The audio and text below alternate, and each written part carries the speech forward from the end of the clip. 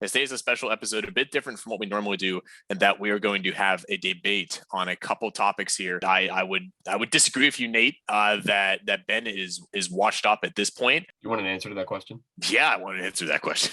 Oh, okay.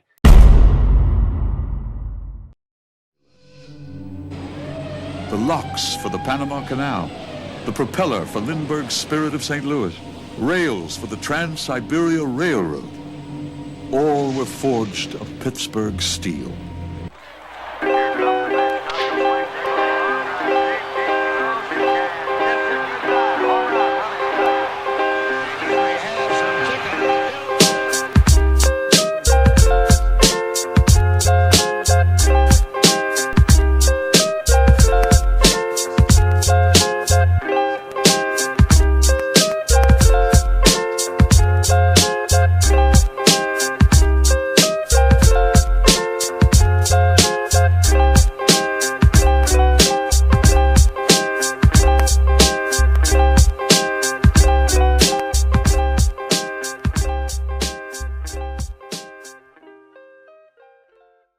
Hello, everybody, and welcome back to The Point, your one-stop shop for all things sports, straight out of the IUP and brought to you by The Pen.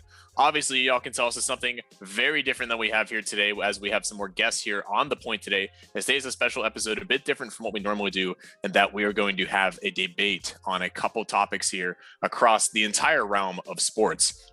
Now, as I said, we have a couple guests here with us here today. Brett and I, as usual, as is on The Point, but I wanted to welcome Nate Mercuri and Isaiah Griffith, two other sports analysts who were all the way back at the beginning of The Point over the summer. They gave us some great takes on baseball and basketball. So with that, we are all here today, and we're going to debate right into the NFL off the start here. Our first question is the Stairway to Seven, is the Steelers Super Bowl chances there? Every year we hope it's that Stairway to Seven. They have the pieces to capture that seventh Super Bowl. Is that era over for the time being, at least into the near future? And where are they going? As they lost a lot of key defensive players, and even on both sides of the ball on the offensive line as well, in free agency throughout the last week or so. So hopping right into this, I'm going to go right with you, Brett. You're on the clock. Steelers, Stairway to Seven. What's going on? Is it still alive? Not looking good. Not looking good. I don't think Big Ben has it anymore. We lost a lot of key players, and our quarterback situation. I think Big Ben just doesn't have it anymore. I don't think he can produce the way he used to, and all that stuff. Well, let's go right over to Nate then, because I just don't think they do. Because I think Nate might have a similar opinion on Big Ben. But what do you have here, Nate? What do you think about Stairway to Seven? Stairway to Seven is not a thing. We're not getting that ring with who we have. We gave up way too much for literally nothing. It's free agency, so you can't really do too many trades, but like Ben is washed up. I'll argue that till the day I die at this point. He's not doing anything. I hope we pick up some big running back. I hope we pick up some big name or draft Najee Harris or some big running back, because James Conner isn't cutting it either. Our offense was stagnant at best at times, and just downright embarrassing that last game of the year. That's a great take, Isaiah. Let's hear what you put here on this. As far as like next year and probably the year after that, probably not. Yeah, like you guys are saying, like with Ben Roethlisberger, I know a lot of people in Pittsburgh love him, but I feel like it's him quarterback, it's Mason Rudolph quarterback, and it's going to be tough. And on defense, losing Bud Dupree is going to be pretty tough. I like Alex Highsmith.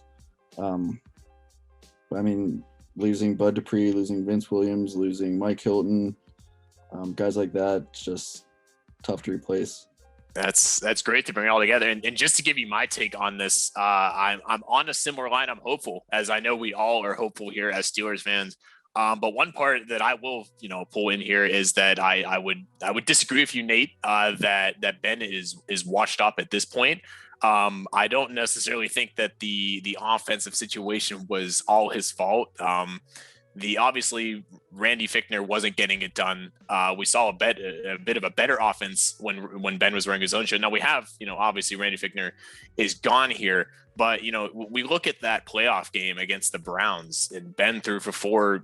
We can look at the negatives, the interceptions, would happen. But 500 yards, 4 touchdowns in a playoff game, and he's a guy that can still put that up. And I think it was just a matter of the offense around him, not just him specifically, but he can compete in this league. He's going to come back and he's going to lead this team. Not as great as other quarterbacks in this league, but I would counter you there and definitely say he's not washed up yet. I mean, he can put up the numbers. He threw for 3,800 yards in 2020. I mean, numbers only mean so much in that scenario. I mean, when we played Cleveland that last game, that 500 yards, how many of them were in garbage time? He was playing against a high school team at that point, dude. Like, those were just he's stat padding. He pulled a Russell Westbrook. And was just when he had two touchdowns to Claypool, deep balls. When did he didn't even throw a deep ball in the first half, if I'm not mistaken. We didn't even target Claypool, our best receiver skill wise. Also, I'll argue that. So I just think Ben stat pads a lot, and 4 interceptions, and those passes were terrible.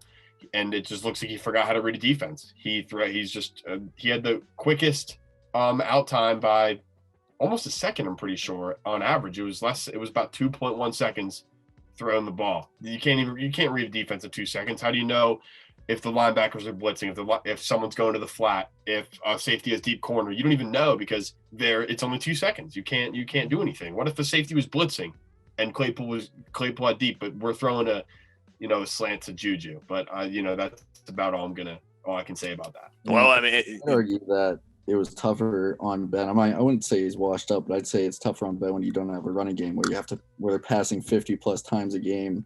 So I mean, he really didn't have a choice on what he could do, because running the ball was like abysmal. It's like useless. And that's what we hope is going to be fixed here. I mean, when we look at Ben's stats for the year, and because you said the stats aren't that, we didn't produce, we didn't get it done in the playoff game. Nonetheless, a lot of those points came from the offense giving the ball to the Browns. But when you look at his stats for your 3,800 yards, he pulled out a 94 rating for 33 touchdowns, 10 interceptions. And we talk about this offensive line. A lot of people say, oh, the offensive line was great in Pittsburgh because when we allowed 13 sacks on the year. I mean, that we all know that is absolute bull when it comes to it, because when you're throwing the ball so quickly, your offensive line doesn't have to do anything. But I do think that he is going to be the leader role here. It would be a miracle if Dwayne Haskins came in here and did something remarkable. I think we need to use our assets. We need to see what he has. We need to not necessarily have Ben play a lot of these snaps, but it's going to be tough with the schedule we have going up. But I don't know, when it comes down to a leader, we saw how hard Ben took that loss. And that's a guy that that's still in it, but at the same time, he's known as a guy that doesn't train as hard as others. He doesn't watch film as other quarterbacks do. So I wonder if he started doing those things, if he took that more seriously and tried to change himself in the potentially final year, would that make an impact? You want an answer to that question? Yeah, I want to answer that question. Oh, okay. I don't know. I think every year he tells us he's his best self. Last off season, I lost this much weight, I can throw again. I'm not I don't know. I just feel like Ben has been all talk since 2010, to be completely honest, since we lost to the Green Bay Packers. I just feel like he's always said oh, I'm feeling it, I'm feeling this, I'm feeling that, just totally failed it sometimes. I mean, back when we lost to the Patriots and with that horrible call with Jesse James, that was Ben's prime years, I think, with our offense, and too bad our defense was literally a middle school team. But I just think Ben needs to be about it. He's been talking about it for a while. He talked a lot this season. So I don't, and he's not cocky, but he just always says it's his best self, and he needs to step it up. Okay, we get it, dude. Actually do it then. This new offense coordinator, Matt Canada, I know whenever he was a head coach, the style of offense that he would like to run would be kind of like a West Coast style offense, which doesn't really suit Ben's style of play. It suits Dwayne Haskins, but it doesn't really suit Ben Roethlisberger. So I'm curious to see if Ben's going to run this offense this year, like he kind of did last year later in the season, but I don't know. We also need to use Dwayne Haskins like the Saints use Taysom Hill. He's not as athletic, but we need to keep the defense guessing. Against the Eagles, when Claypool had those 4 touchdowns, we were doing those end arounds. It kept the defense on their toes the entire game. We aren't keeping teams on their toes. like we were. I don't know why we stopped that. I don't know what happened that we stopped. It didn't work one time with Ray McLeod, and then we just shut that end around totally out of our offense, out of our playbook, and it always confused me. I just think if we can use Dwayne Haskins, dude's a dog. And you mentioned about keeping the defense guessing. And I mean, when we played the Eagles, that's fairly early on in the season when we were still hopeful, when the running game was maybe still kind of part of the offense. But as you go on, it just disappeared at that point. I mean, James Conner rushed for 721 yards. He was averaging for 55 a game, which you just can't do as your number one running back. Nonetheless, I think we're in a bit of a collective agreement that there's a lot of doubt. I'm still hopeful, but after seeing these free agent losses, especially on the defensive side, the defense was so strong for us. And now we're not even going to have that as strong of a defense as before.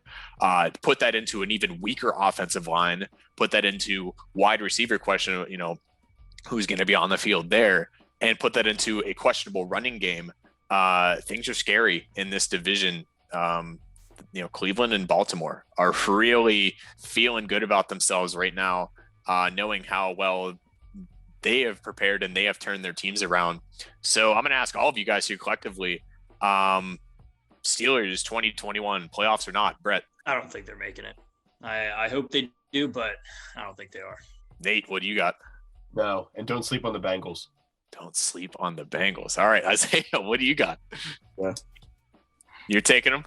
They definitely. Yeah. If they don't, I'm not going to be a Steelers fan anymore. You better watch on that. I mean, again, we have to remember that no matter what has happened, even with the abysmal season without Big Ben, I guess 2 seasons ago at this point, still, Mike Tomlin has not gone or had a losing season, always going 8-8. So I'm going to agree with you. I'm going to say yes. I think they're going to, even if they sneak in as a wild card, which there was a lot of talk over this previous season about facing the adversity, not being the favorite in the North anymore.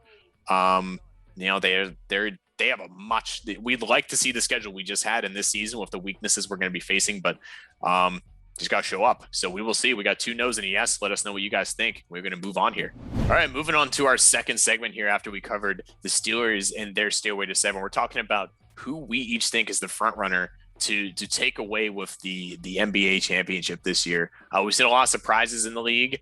We've seen a very contested Eastern Conference that really anyone, especially the Celtics, if they get healthy, could start turning on some wins. But nonetheless, we're each going to give our take on this, and I'm going to send it over to Isaiah first. And I imagine we'll have some agreeing on specific teams here, or a lot of disagreeing. But Isaiah, who do you got? Who's taking the chip this year? I'm going to take the Lakers with the repeat. They got the best player of all time, so when you got LeBron James on your team, you can do anything. So I'm going Lakers. And Nate, I see you shaking your head. I don't know if you're going to agree here or not, but are you assuming that is going to be the Lakers again for a repeat? No, I'm shaking my head at LeBron being the best player of all time.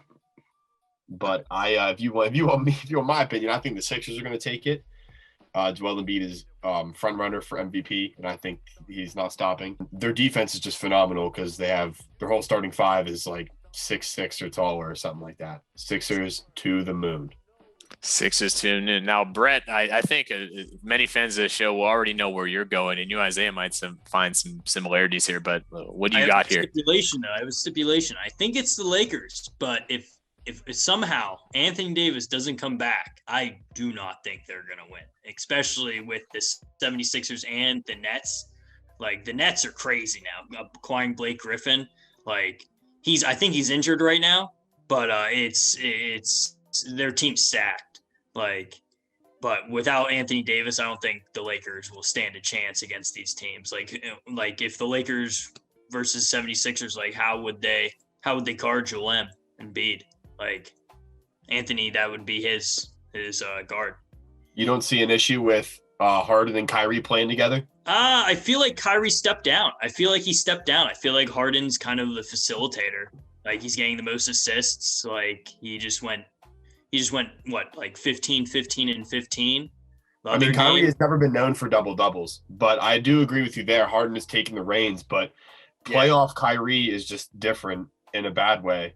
We've seen, he has 2 rings, but 1 ring he was not playing. And I think it could, mesh. They haven't even beaten the Sixers yet. I believe the Sixers have beaten them every time they played.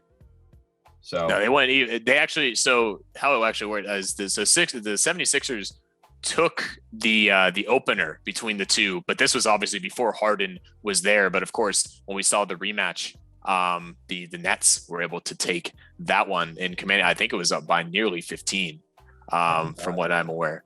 But as we're looking at this, and I was going to give a take on this, feel something here with the Jazz, similar to what we have felt with the Miami Heat last year.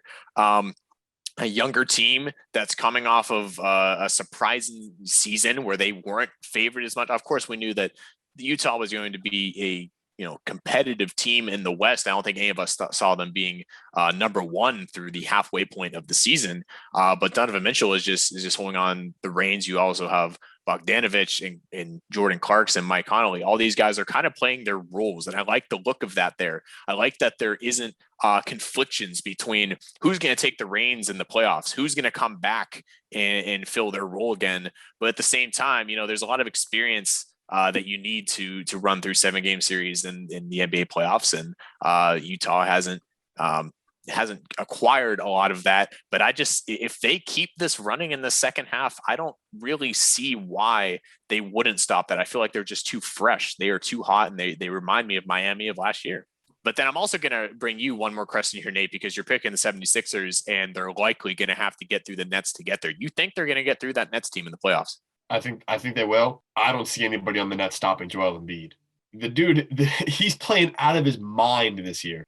And Ben Simmons, now the guy can't shoot, but somehow manages to be pretty hard to guard. So, because he's a 6'10" facilitator that can handle the ball better than most people. You can even argue anybody in the league. Kyrie has better handles than him, but doing all the fancy handles doesn't make him a better ball handler than Ben Simmons. That's a great take on that. And it'll be insane to see this. And with this, you could call it a modified season. But at the same time, a lot of these guys, especially the Lakers, are coming off short rest. So to go for another deep run, it's going to be very tough, but at the same time, they're built to do it. Those are our takes on the NBA Finals, NBA Championship, if you will. Let us know what all of you think.